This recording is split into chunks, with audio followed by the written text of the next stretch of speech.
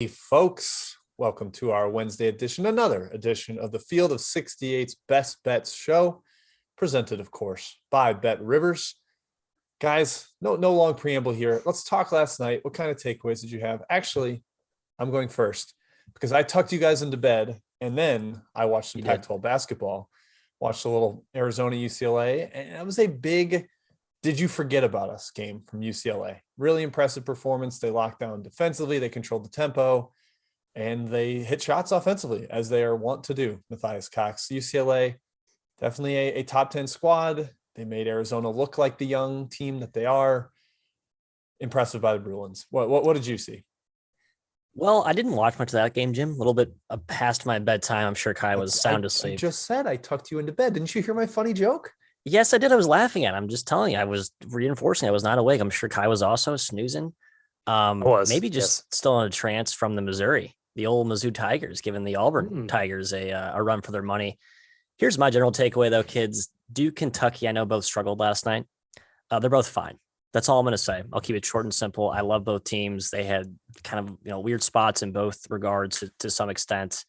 I just continue to believe both teams are really good. So don't overreact to one game, one outcome, one result, especially at this point in the season. Kai, we have a solid foundation of sample to assess. Now teams can improve and they can certainly regress, but I would not react to one game, Kentucky and Duke. They're both good. Blue Bloods are good, Kai. It was pretty funny. The Brad Brownell post Duke Clemson game talked about how they shot one free throw the whole game.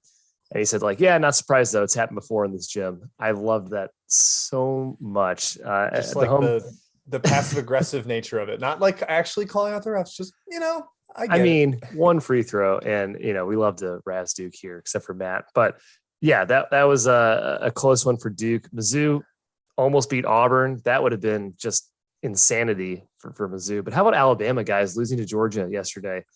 Alabama's lost to Mizzou and Georgia in the same season, and they're probably going to make the tournament. It's a wild state of affairs, Jim. Yeah, they lead the country in Q1A wins still. Alabama does, and they're going to have the best strength of schedule in the country after they play Baylor and Auburn coming up. They're not even close to the bubble yet, but man, the resume is weird. It is weird. Kai, last note on Mizzou, worst clock management I have ever seen at the end of the game. If there's a 4-second differential, 4 or 5, your best case scenario is grabbing a rebound with 4 seconds left and having to go 90 feet. Stupid. And then worst case scenario is you never get the ball, which is what happened to the Tigers. Be better, Kwanzaa. All right, let's look ahead to today. We're starting in the Big East, guys. A couple of matchups in the Big East. Matt, I'm going to go to you first here. Marquette at Seton Hall. Marquette has been on an absolute tear since the turn of the new year, including beating these Pirates. And they're 8-4 as an underdog this year against the spread. Are you riding with that trend, or do you feel like maybe the Pirates get some revenge?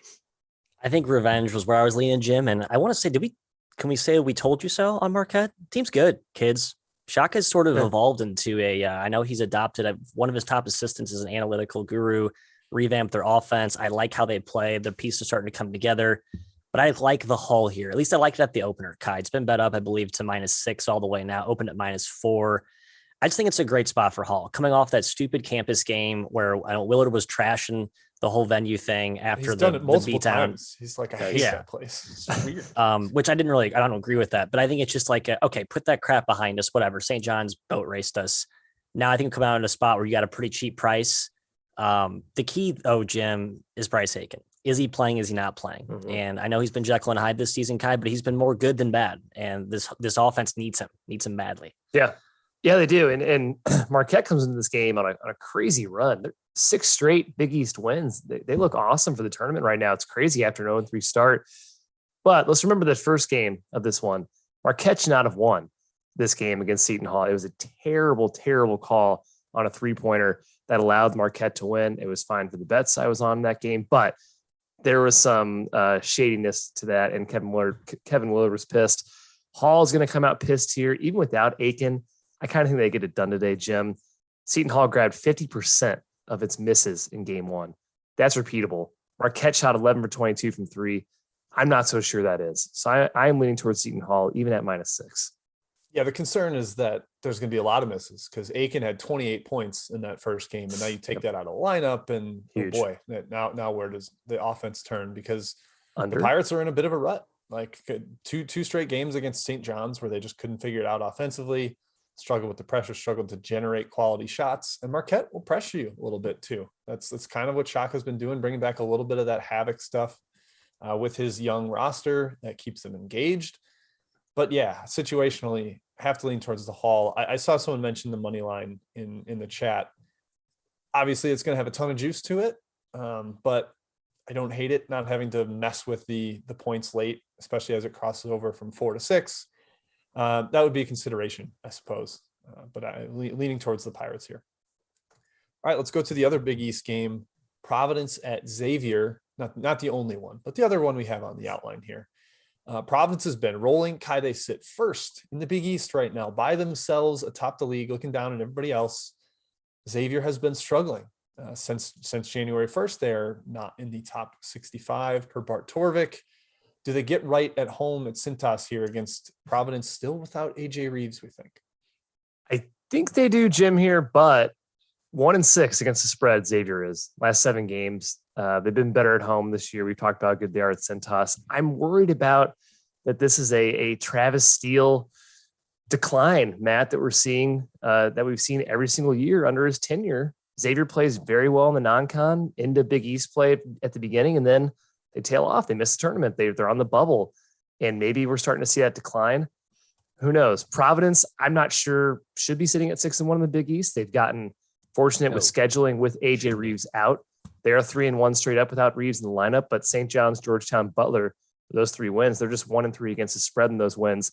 I think playing against tougher competition like Xavier exacerbates Reeves' absence. Spread's a little bit too high for me to officially lay here, but I do lean towards Xavier. Yeah, it's too big to lay. I certainly lean that way.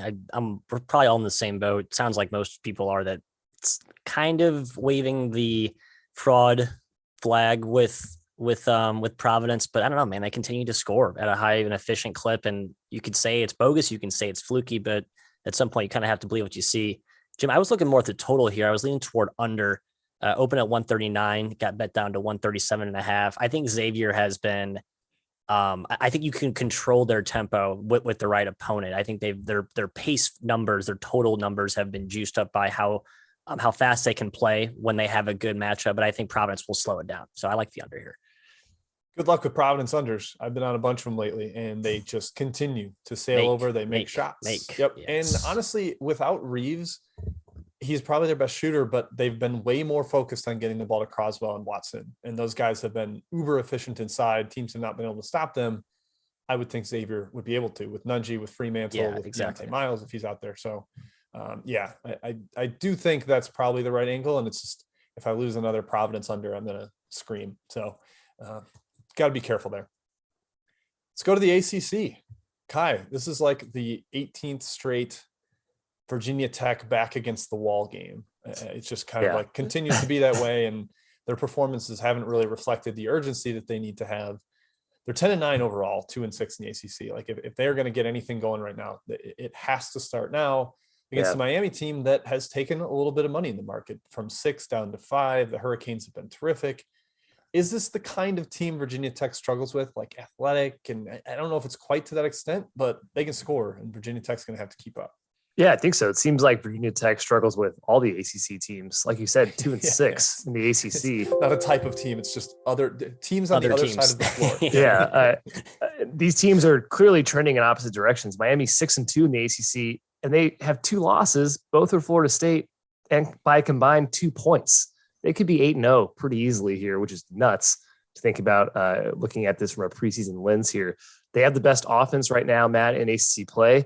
Virginia Tech has the worst defense. The interior has been a huge problem for them. Thankfully, it's not a huge deal against Miami. It's more of a shooting team, but their offense has been bad too, the Hokies. I don't think they can get much done against the Canes. They're going to turn the ball over a lot.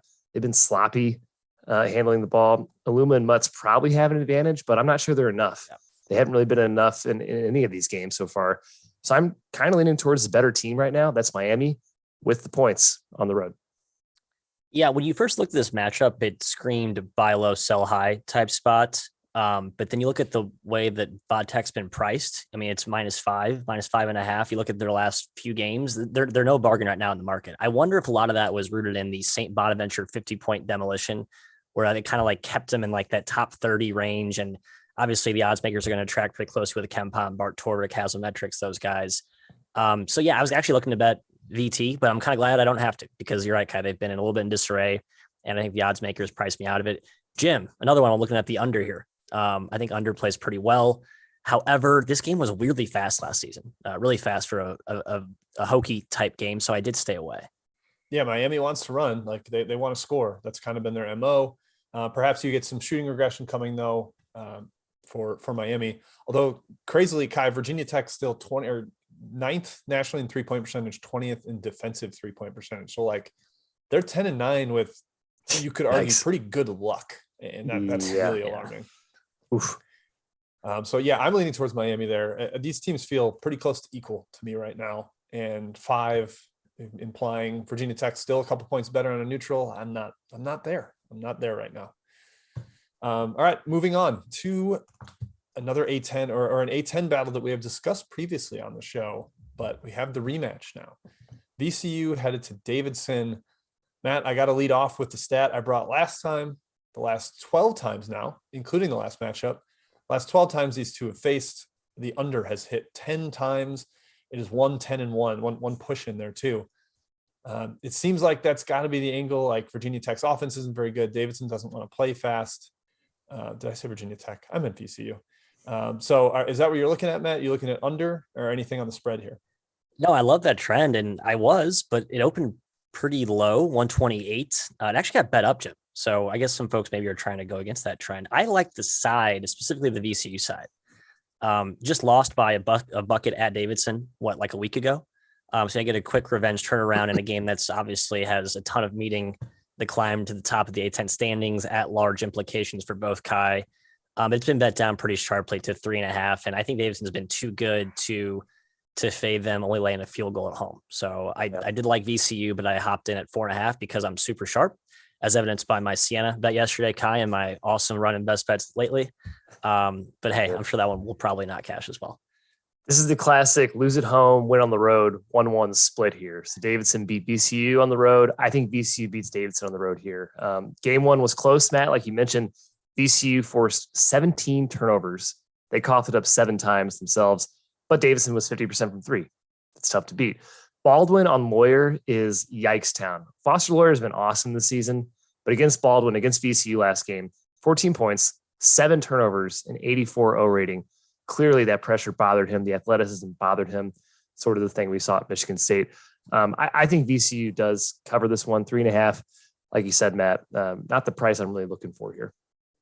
Yeah, I'm in lockstep with you fellas. I lean towards VCU. Market has taken out some of the value. There is that, the revenge adjustment angle with VCU, I think matters quite a bit. These games have often been very close within a bucket. So laying over a possession doesn't really make me comfortable, even with a team as good as Davidson, as great as they've been, longest winning streak in the country now. So leaning towards VCU, but can't fully recommend it. Let's go into... Real quick, Jim, Michael Rizzo will chat. Well, a precursor to the true chat mob matchup based breakdowns. Rizzo asking about our thoughts on VCU winning the A10. Do we still think they are the favorites, or are we cool on that take? The offense has stunk too much recently, and having that's my concern. 2 losses, including one at home already, it's going to be tough to get there. But shout out to I think it was Graham that said Davidson not expecting a big crowd because classes got pushed back till Monday. So that's a decent note too for home court. Maybe not a raucous crowd. All right, Matt, let's go chat. Everybody make sure to hit that like button. We racked up likes yesterday. It was incredible. Yes, we did. Matt's snails are hopefully shipping right now. They're on the way. Cargo. They'll be here any second. Let's go through it. A lot of questions here. We had a twofer from our guy, Eddie R. Kai. He goes, Wichita -4 sounds crazy. Did UCF and Johnny Dawkins ride tricycles? Wichita, I don't know about the travel method of transportation of choice. I'm actually on UCF. I think the better team. Wichita coming off COVID pause. I know they're going to have everyone back. They already confirmed that they're healthy. But I think UCF's better. Wichita's broken. That's where I'm at. I do think UCF's better team, but I'm worried about this matchup for them. Wichita 0-4 in the conference. The spot I think sets up nicely for them. They're at the Roundhouse. You said everyone's healthy. They're back. They've had guys out of the lineup. I actually kind of lean Wichita. I lean Wichita too. I think UCF's going to be like, oh, we see Houston on Saturday. Oh, shoot, we forgot about Wichita, the 0-4 team that's better than an 0-4 team. Yeah. I hope you guys are wrong. All right, Jim, the other one from Ed. He said the South Carolina total seems low. Now, I know you have a take on the side here, but what's your give us a two-pronged take here. No, yeah, I kind of like both the side and the total. But South Carolina's defense stinks. It's been bad at times. Hack. I'm very surprised that it is 33rd in the country. That does not pass my sniff test from having watched them. They gave up like $1 billion to Army. That was pretty poor. Army was also bad defensively in that game, but they play fast. Vandy, I think, will run with you if you do run. So I think that total is too low. I agree. And Vandy without Rodney Chapman has been a significantly worse team. So also lean towards the Gamecocks. I think that they've got to get to like 75 for my bet to hit there, Kai, but we'll see if that happens.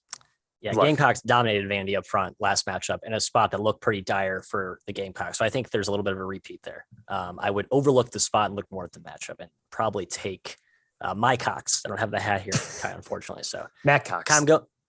My Cox, Gamecocks. Kai, I'm going to you here. Another one where I like the under. Notre Dame hosting NC State opened at 5. It stayed pretty close around that number all morning. I think the line's pretty sharp. Any take on the total? No, I got no take on the total. Line is sharp. Notre Dame's been really good at home. And I can't really trust NC State, unfortunately. Jim, Ray. He thinks Valpo wins outright today. He thinks that line's garbage. A lot of people ask about Valpo Bradley. A ton of eyeballs apparently on this one. I love Bradley. I thought the line was a little bit steep, given how competitive Valpo's been lately. What say you? Yeah, I lean towards Valpo. Home team, I think a little bit more of a get right spot for them. Bradley's been riding high lately. Like they've been playing really well the last 2 or 3. No Jay Sean Henry though does impact things. Like he's a key player, and I think at some point that catches up with them a little bit.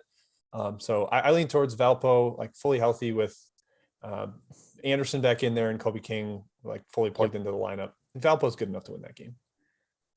Agreed. Kai, Chris Garbin, Duquesne St. Joe. I watched the entirety of the St. Joe game against George Mason. They probably should have won that game. I ended up losing by 6. Got dominated inside by Josh Oduro. Now, Duquesne, not a team that can beat you up inside. I kind of lean the Dukes, but not a great matchup here. Trey Williams isn't that bad for Duquesne. He's a solid player for them up front. But that's true. Yeah, 3. It's down 2 now. I agreed with the early move. Duquesne 4.5 seemed okay, but not a 3. I don't really trust Duquesne. They're kind of an erratic team still, very young. Yeah, their backcourt's all guards or freshmen. Sorry, backcourt. Of course, the backcourt's all guards. Yes. Duh, Jim. The backcourt's all freshmen. That's what I meant to say. Jim, Michael Fordham. Not asking about Fordham, asking about what's up with the fishy line in Creighton Butler. And I'll be honest, I almost took Butler. I was hoping to catch 5. It got bet down really quickly. So thankfully, I do not have to bet that team.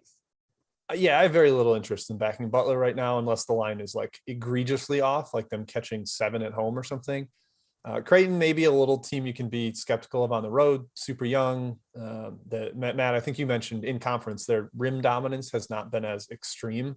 Yeah. Non-conference, it was like the Kalkbrenner show. You couldn't score inside and he was getting dunks left and right. Hasn't been the case in the Big East. So I do think I lean towards Butler numerically, but I'm just not excited to get on that bandwagon. Yeah, famous last words for me. I actually believe Butler is not terrible. Like where Georgetown's sort of in disarray, I think Butler kind of has some fight left in them. Bo Hodges had a nice little game last. I think he starts to parlay that into some big efforts. How about a little Patriot twofer, Kai, from our boy Timmy K? Boston U, Lafayette, and Navy Bucknell. Pick one, hammer it, lock it in.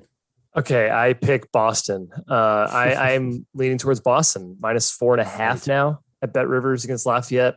Lafayette lost Perry. He transferred, just announced Fernando Hamlin's retiring at the end of the year. I don't know how that affects it, but Perry should affect them a lot. However, they wouldn't beat American on the road. American's terrible, so maybe just throw that one out here. I think Boston, who is very good, takes care of business against Lafayette today.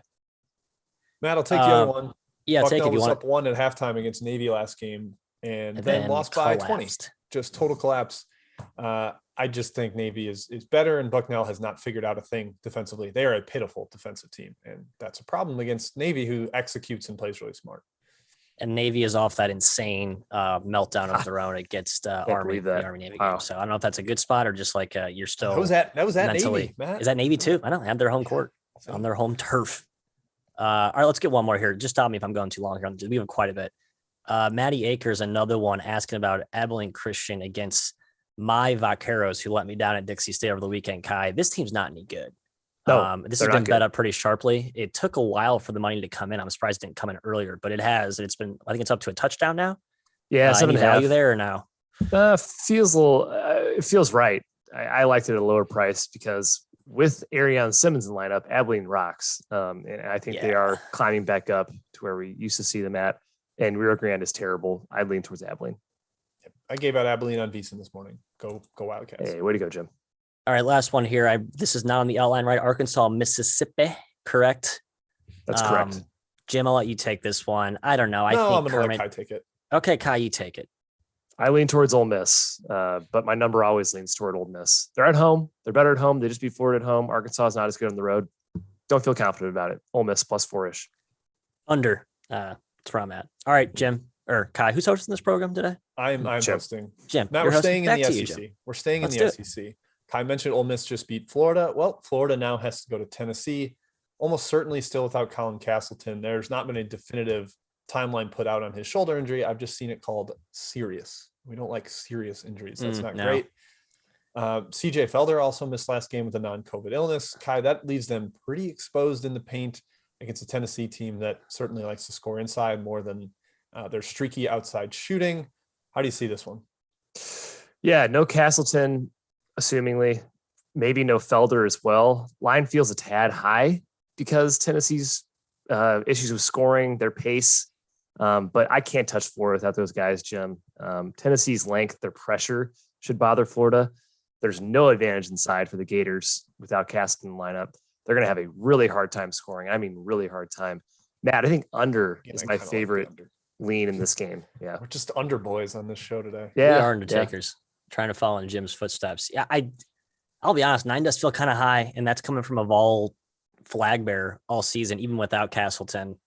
It just kind of a sidebar. It's funny that Mike White, if you peel back the Chris Mack hoopla that's, dominating the college basketball wires, the Mike White stuff does not read very well for his long-term presence. So if you're trying to look for an angle and like betting against a lame duck coach, I think fading Florida may not be a terrible strategy. 9's a lot.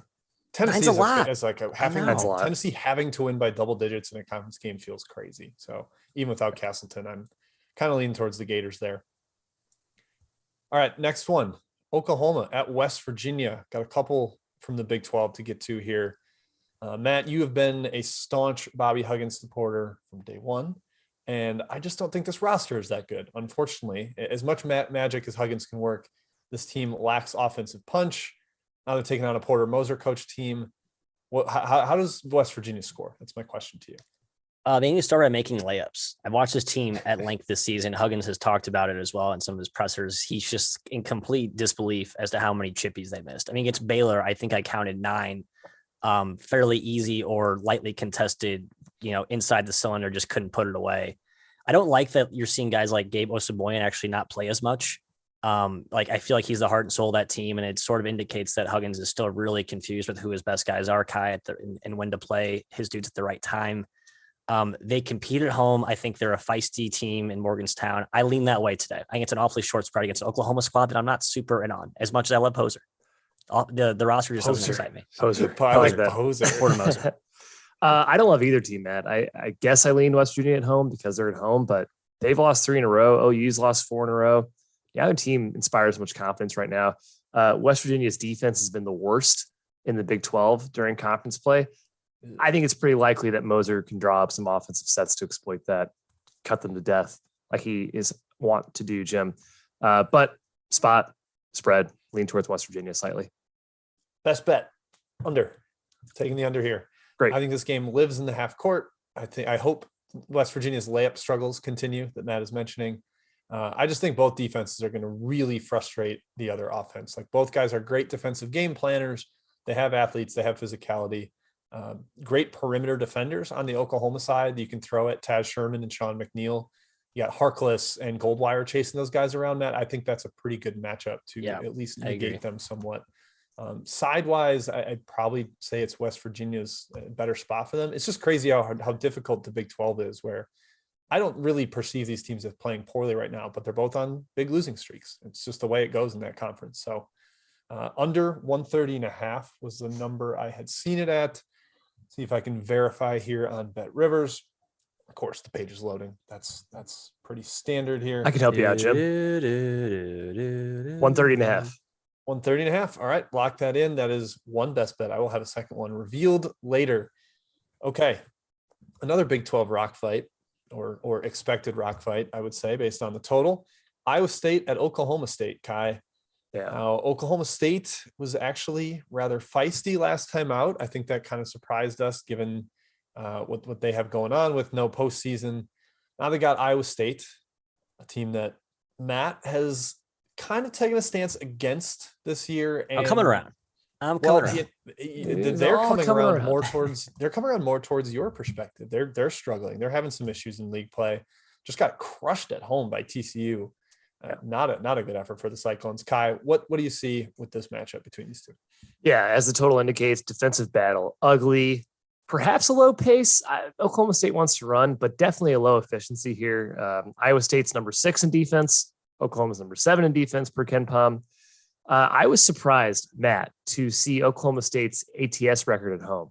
It's 3-7. Yeah, I thought they were doing much better at home against the number. Their offense has really held them back. Clones, I think, are the better team. At least when I watch them, I feel like they're the better team. So I lean their way at 3.5, 4, nothing strong. I like the under here. I was shocked to see it bet up, but then I realized it opened like 123.5, which is a super, super low total. So I guess if you're in on punching back against the market and joining my take here, I think under is a pretty good play. I think the game is ugly. There's a chance we recommend the under in all 8 of in every game. Games today. Right. A lot of good defenses on time of year on the outline today. And yesterday was also very under friendly, I believe, Jim, as you unearthed. Yesterday was the first efficiency day under 100. So under 1 point per possession since December 28th, I believe, per Ken Pom. So yeah, it was a frustrating day for anyone that had overs. Okay, last one on the outline, an under machine, Kai, LSU. They're hosting Texas A&M. Now especially without Xavier Pinson, they have been an under machine. They struggled to generate good shots, and he is a very disruptive defender, part of shutting opponents down and also generating those steal opportunities and transition chances for them. Yeah. Taking on Texas A&M, a team is coming off 2 straight disappointments, really tough losses to Kentucky and Arkansas. Anything for you here? Well, I am leaning towards the under again, Jim, because as you said, without Xavier Pinson, the unders are hitting like crazy for LSU because they simply cannot score without him in the lineup. They don't play quite as fast without him either. They've lost 3 straight. So sidewise, this feels like a game they get back here. Matt, finally a reprieve for LSU from the elite teams in the SEC. Their schedule has been nuts. Auburn, Kentucky, Tennessee twice, and Alabama, plus Florida. That is a crazy schedule to start off SEC play. And then A&M, you look at, they beat Georgia, Arkansas, Ole Miss, and Mizzou. They just hung with the Kentucky and Arkansas again. Admittedly, those 2 games were impressive, but I don't see A&M scoring very much in this game. I do lean a bit towards LSU even without Pinson. Certainly like the under. Yeah, I don't see either team scoring cleanly, but I think both teams can pressure the other and force turnovers and early possession, early shot clock situations. So I think maybe you can, if you're looking to back the over, you're going to kind of claw some quick chippy garbage points early. And like I said, early in the shot clock, and it's been bet up, 5 points now, opened to 126.5. Now it's up to 131. From the side perspective, it does feel a little bit high. I kind of respect A&M. I think they've been pretty solid lately, but not enough to take it. So staying away on both. Yeah, I'm kind of with you, Matt. I've more and more grown to respect this A&M team. I just thought really bad spot heading to Arkansas, revenge on the mind, coming off A&M's big effort against Kentucky. And they hung around and got it to overtime. I was like, okay, that is an impressive fight from a team that maybe has more talent than I give them credit for. They kind of roll at you in waves with the Buzz Williams system. So but I'm also leaning under against the market. I just think the Pinson angle is very, very strong for the Tigers. They have been demonstratively an under team without him. So that is the way I'm looking. Matt, let's go back to Chat Mob. I know there are plenty of questions. Let's hit as many as we can. Yeah, well, I guess pretty upset you guys did not include my Indiana Hoosiers. A lot of questions on the outline calling us Foolish for not including. They're hosting Penn State. Kai, the Nittany Kitties coming to town. Revenge. State. Come on. Wow, Micah Shrewsbury and company is offended by that comment. Kai, get inside Indiana the top revenge. 70 at Ken Palm, and I'll apologize. Just so much. Hey, these are my Nittanies, Kai, and hey, they are starting to play like my Nittanies. I know they got beat by Iowa, tough spot, but actually even tougher spot today, going back to the Midwest to play Indiana, a team with revenge on their mind. Your thoughts? Yeah, I lean towards Indiana on the revenge spot here, Matt. They played as bad as you can in that first game against Penn State, and Penn State was also making just the most ridiculous shots you've ever seen. Yeah, they did fadeaway three, step back, whatever. I lean towards Indiana. It's kind of a tougher schedule spot for them. Monday, Thursday, Sunday, Wednesday. I mean, they've been going through the gauntlet, but they are off a loss. So, and they're not deep either. So I think that could perhaps take a toll over time. Jim, Ryan N. St. Peter's Marist. We all have a pretty strong take in this one. We like the Foxes. We like Poughkeepsie, but this is probably a good chance to fade them. Numbers been bet down. I'd like it up at that 3 that it had been at. Now it's not there anymore. So still lean towards St. Peter's, and I don't think home matters much in the Metro Atlantic. At all. Not giving much there. Yeah. But all these teams are very whack-a-mole, like kind of all over the place. I've had struggles betting this conference for years. So full disclosure. Yeah, I think in general, these teams are trending closer to our priors across the board. So you're seeing some teams who look terrible start to kind of respond and some regression from teams that may play a little bit over their head in general. Kai, LaSalle, UMass from our guy Hot Dog. This game will have a hot dog pace to it, I would think, right? The way UMass basically, has a turnstile red carpet to the rim. And LaSalle, not exactly a great defensive team either. I like UMass. I'm shocked they're a dog. I'm shocked. It does feel a little bit off. +2. I think they're a good bet here. They're terrible defensively. Worst A10 defensive team, bottom 20 in the country, but LaSalle's offense isn't very good. They can't exploit that. I think UMass can score whenever they want. So if they're interested in winning this game, Jim, which they should be, they're 1-5 in the A10. I think they can and will. So UMass. Yep, lean UMass. And how about this, Brad? The over. Oh, how about that? Wow, look at that. It's chirping us in the chat. I think I have a couple more overs I'll try and pepper in here late toward the end of our chat. I actually have more over bets than unders on the board today, but just the games that we talked about happen to be unders. Yeah. Nice. Oh yeah. So our guy, Josh Garrett, with a 2-part question. And I so much appreciate him putting the rotation numbers in there. 738 on the board, Kai, Georgia Tech, 743 Utah. Georgia Tech is playing Florida State and Utah is playing the Wazoo, as I so foolishly call them. I have no strong take in either, to be honest. I think I actually lean Utah, as scary as that sounds, without Carlson, but I think he did travel, correct? So there's a chance he plays? There is a chance he plays. Unlikely? I doubt it. I doubt it. Yeah, I think he traveled, but I don't think he's going to play. I think they said it was more likely this weekend he would play against Washington. So I'm leaning towards Washington State there. I can let Jim take the Georgia Tech, Florida State one. I don't have much to say. Georgia Tech, I am not a fan. I'm done betting Georgia Tech. Betting against length and athleticism is terrifying. I don't know how they score. Yeah. It's either DeVoe jumpers or nothing, and hopefully FSU locks that down. A very specific request on a total. Drake, Illinois State from Arch over 144. I kind of like Drake here from his side. I don't really have a strong total take. Illinois State makes some crazy shots, and I think Drake can maybe carve up that defense, which has been a little bit shaky at times. Any other thoughts? I think I'd lean over. I think Illinois State's been a really good over team this year. And then if they don't have Cy Chapman in the lineup, which they probably won't. Very good point. He tore his ACL, so he's definitely out. He's out. Without him, bounced the most miraculous comeback in ACL history. Yes. He's probably out today. Without him, they're going to be a sieve inside. I think Drake's going to score very easily. They shot like 65% in the first game inside with him on the floor. So over seems like a good lean. Hey, Jim, Howie. Another Big Ten disrespect to in our outline, our lack of inclusion. Michigan, hot-ish, hosting Northwestern. Some money coming in on the Wolverines. I guess people impressed with their effort at Indiana. Very dominant performance. Northwestern, we continue to talk about, is like the first time though that we've seen money come against them as opposed to on them. What are you looking at here? Yeah, I like Michigan, but I am concerned, Matt, that this is going to feel a little like Oregon yesterday. It's about the same spread. Great this team we thought were trending up and getting back to our preseason priors. And then Oregon got up 20-5 and then laid a stink bomb the rest of the game and lost outright. Wow. So I do lean Michigan. I think they should take care of business here. I like the trend that they're on. They're looking up. Caleb Houston's hitting more shots. Devontae Jones is playing more aggressive, but just tread lightly, I guess. Be careful with it. Kai, Ryan Abramowitz, our boy, asking about Tulsa, Tulane, and Boston College, North Carolina. Pick one. Oh, gosh. And break it down, chop it up. All right, I choose North Carolina, Boston College, looking for the spread, 13.5. Okay, that feels, if Dawson Garcia was in the lineup, which I don't think he is, that feels low. I would take UNC. Without him in the lineup, I'm just getting an excuse not to bet UNC as a big favorite because I don't give Boston College a whole lot of credit, Jim. UNC beat them by a bajillion in Chestnut Hill, like an absolute megaton. It was a beatdown.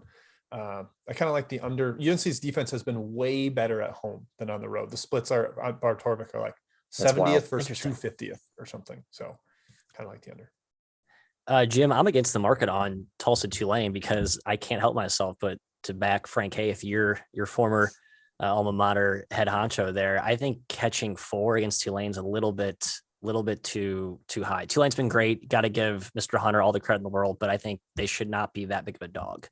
No opinion. I'm going to let yours be the one that reigns here. Oh, crap. Okay. I don't like being on an island there. Doesn't seem to, especially with Tulsa this season. I've been very, you guys have had a better feel for that team than I have. So I don't like hearing that from you guys. All right, let's pivot here to some extras. Actually, hey, real quick, I just saw one come in. I want to talk about Northern Iowa against Evansville. I think there's a lot of points in this game, and I think Northern Iowa just rolls them. Jim, there'll be a lot of 3-pointers taken. Just curious if they go in. I lean towards the Purple Panthers as well. I think Evansville. They got it done against Illinois State. I think that was like their one last stand game, and UNI kicks their butt. Hey, Tom Boyd is like, I'm looking at Stony Brook. What am I missing here? And I'm telling Tom, hey, Tom, I'm with you. I don't get it. I know Vermont won the first matchup by a million. Yes, you do. You get it, right? It's a 9-point spread because they got absolutely destroyed by Vermont in the first game. Vermont's been a wrecking ball, right? I don't know. I faded Vermont pretty heavily with Hartford. That worked fine for me over the weekend. I'm not scared of I'm not scared of Vermont. Not scared of Vermont. You also faded Vermont with Stony Brook. I think you also faded Vermont with somebody else. Yeah. So it's not like they're mega overpriced. They cover these spreads sometimes. Hey, I agree. Values on Stony Brook. I agree with you. Two of these guys out. 9 points at home. Are you serious? A lot of people had Stony Brook winning this conference, which was foolish, by the way. That was always the favorite. Yes, but not 3-man weave. Likely no Olani. Home court doesn't matter that much. Yeah, true. Home court will be next to nothing. But I'm staying far away, Matthew. Good luck. Albany versus UMass Lowell from our guy Ray Paez, who's also asking about Sam Houston, Cal Baptist. That'll be up in the best bet section. I have 0 to less than 0 takes on Albany Lowell, Jim. Anything? Yeah, I've been against Albany a bunch, and maybe I overcorrected my rating because I'm on Albany small today. I don't feel great about it. I think both these teams are a little tougher to figure out. So I don't recommend following me into the unknown there. I apologize. I did miss one here. Someone asked about Utah State, San Diego State. Kevin Jack, thank you for reminding me to talk about that. That's a pretty key one out in the West, Kai. Mountain West Showdown. Yeah, short spread for we assume a banged up Utah State team again, especially with how well the Aztecs been playing. I assume Brock Miller's still out. I don't know if Rylan Jones is back. I was shocked he missed a game because he's resilient. Concussion. Yeah. I lean towards San Diego State. I think they're fully back and in supernova mode. I can't bet it without knowing Rylan Jones. He's that important to the side here. Yep, and their team has no depth. So, Corp asking about Hartford, do they roll over Binghamton? And I cannot comment on this game because I was emphatically confident that they were going to roll Binghamton, and they were rolling them for the first 25 minutes, and then basically laid down in a fetal position and got it handed to them in the second half. Yeah, Jim, it's like a 20-0 Binghamton run. You have more confidence than I do. Hartford closed like -4 on the road at Binghamton. Now they're back home and it's like 5, 6. Like that is very confusing to me. It doesn't make a lot of sense, but Binghamton's just been way better. Yeah. If I had to bet this game, I would bet Hartford, but I'm just kind of done with Binghamton right now. They're better than I can fathom. Yeah, similar narrative here. This next one, Chris Bray asking, Winthrop -7 at USC Upstate, thinking it seems crazy. And I'm kind of with them, but I don't know. You look at how Winthrop's played this season. They've not been as dominant as the usual Winthrop juggernaut in years past under Prosser and Upstate, Kai. I mean, them and Loyola Maryland have been the two teams that I just can't understand how they've been as good as they have, but they have. So I think that explains the line. No, I think he was implying that it's way too high. Oh, it's too high. Okay. Yeah. Well, that's fair too. If you're looking just at this season of vacuum, it does seem pretty high. Yeah. Upstate's been really, oh my goodness. Upstate's been really good. I lean their way at 7. Yeah. More like USC upstart. How about that? One more from Hot Dog. Let's get it real quick here. We'll be at 12. Yeah, we're doing go. Okay, on time. UNC Greensboro, East Tennessee State. I lean the Bucks. It's a short spread, but I don't really trust either offense, to be honest. Jim, any input there? Yeah, the way I look at totals was pushing me towards the over, and I said no, thank you, because I think this game is going to be gross, and I'm kind of over betting. I'm not enjoying betting overs on these really low total games. We're like, oh great, it's 32-12 at halftime. I have no chance of the over. Great. Kai, one more about the Citadel. I think another person asked about the Citadel earlier. Who are they playing again? They're playing. That's right. Best Bets coming. I was like, I knew that's why I holds for that. Let's just go there now. Great. Should I go? Thoughts, Kai? Is it me? Let me make sure this line's clear. Yeah. Cal Baptist +1 is my best bet, guys. They're at home. They're hosting Sam Houston, who I think has gotten a tad overrated. They are sitting at 7-1 in the WAC. They are leading the conference, been very impressive, but they've had some fortunate free throw percentage and 3-point percentage defensive splits. Yeah. Like teams are bricking everything against them. And they have a small perimeter. Sam Houston is not very big. Cal Baptist is. They start, besides Tyrell, 6'5" through 6'9" across the board. I think that's really going to bother Sam Houston shooters. I'm hoping Croy, head coach of Cal Baptist, goes zone. Just try to slow down Savion Flagg. You got to stop Flagg. He's awesome for Sam Houston. They've been bad against zones this season. Hopefully he sees that, reads the tea leaves. I lean towards Cal Baptist. I'm taking Cal Baptist. Best bet, Jim, +1. Even without Taron Armstrong in the lineup, not sure if he's in or out. Still like him without him. Yeah, they're weirdly mysterious with his non-COVID illness that they're being careful with. But lean your way, Matt, or lean your way, Kai. What do you got, Matt? Thanks. Actually, that was my official best bet, but Kai was too quick on the trigger, so he gets first right. It's my second favorite bet of the day, just a caveat. Still very good. Well, I guess not very good if you look at my last week or 2 weeks. I'm going with the St. Bonaventure Bonnies on the road, traveling to George Mason. I just got like bad flashbacks when you said Saint. I was like, Saints, Sienna? No, not again. No. God, why does Iona have to shoot the last shot? Can't we just run up the clock? Rick, you're up 15. We don't have to shoot the last possession. It was Sienna's fault. They were pressing. I know they were pressing. I know. Stupid. Anyway, getting 2.5 here, Matt, by the way. 2.5. And I was just going to say BetRivers has 2.5. So thank you, BetRivers, for offering us what appears to be like the best line out there. I have the board open. There's Pinnacle has 2.5, but only BetRivers is the only place, only shop I see it. I watched the George Mason St. Joe's game in its entirety. Josh Oduro, who's been an absolute monster up front for Kim English, was limping. I think there's a slight chance he does not play today or plays limited minutes. He was very noticeably hobbled. He's dealt with some injuries throughout his career. He is absolutely paramount in this matchup. Mason needs him to score, and I think they will struggle mightily to score against Bonnies. As frustrating as St. Bonaventure's been, I think Mason has a tough time mustering up points. So I think the Bonnies escape narrowly on the road. 2.5 feels like a pretty good price here. I'm curious, Jim, Matt, what you would have made this preseason, because I think it would have been like 8 or something. 8 or 9, exactly. So I think Bonnies are starting to maybe correct it too. Is that wishful thinking? A little bit. Yeah. They were up big on Duquesne and kind of let Duquesne back in, but oh well. Okay, my best bets. I had 2. Oklahoma, West Virginia under 130.5. Already talked about that one when we discussed that game. And my second one in that Citadel game, Western Carolina and the Citadel, I'm taking the over 154. So an over and an under for me today. I think this game will play a little faster than the first one did. I think it was only 68 possessions in regulation, and the efficiency should be there. Both teams are going to score a ton. There should be a ton of threes put up here. So as long as the teams make, 35%, something acceptable rather than a despicable sub 30 amount, I think the over gets there. I think this is like something, 84 to 76. So I'm liking the over. So there we go. That's it.